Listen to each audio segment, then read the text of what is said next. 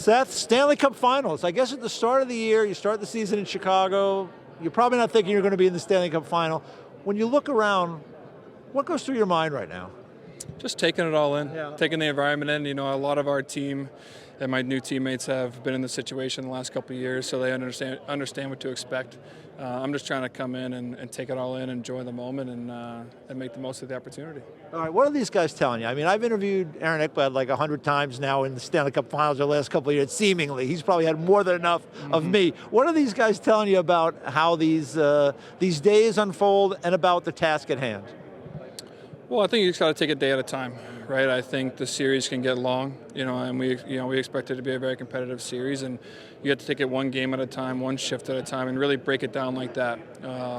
Whether you win or lose, you have to learn from what happened in that game, but the guys are super confident in the style of play that they have here, and hopefully we're going to be very prepared for this series. All right, so as I mentioned, you started the year in Chicago, wanted to try to make a move.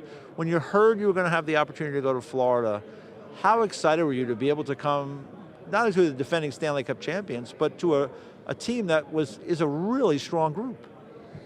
Super excited. I mean, I don't know. I mean, I was kind of speechless, I think, there's a lot of moving parts. I had, a lot of props to my agent, Pat, Kyle Davidson, the agent in Chicago, and Bill Zito.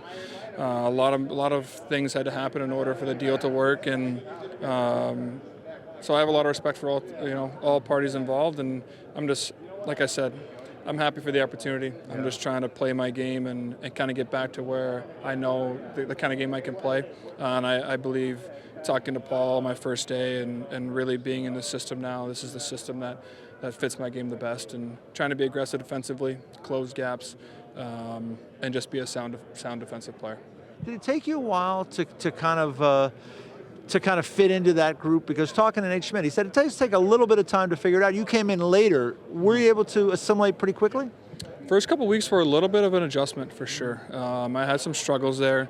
It's just a completely different system. I mean, a complete 180 really from the system I came from and I've been used to in my career. And they really preach that the D get up and gap up and be aggressive in the neutral zone and hold the blue line and make teams, dump pucks and just force their hand, be aggressive. And I wasn't used to that. I wasn't used to trusting everyone around me and being that aggressive, and that definitely took a few weeks. And a lot of props to the coaches for giving me a lot of video. I did a lot of video on my shift, so I was pretty much watching my full games with Sly my first few weeks, and just boxing out and where my stick position is, and just little things. Obviously, still a lot to learn, a lot to get better at, but definitely growing. All right, Edmonton Oilers. Connor McDavid, Leon Draisaitl, you've heard of them. You've played against them a lot over the years, right? This is a more rounded Oiler team, it seems, even than last year. What are the priorities in especially dealing with McDavid and Draisaitl? Special players.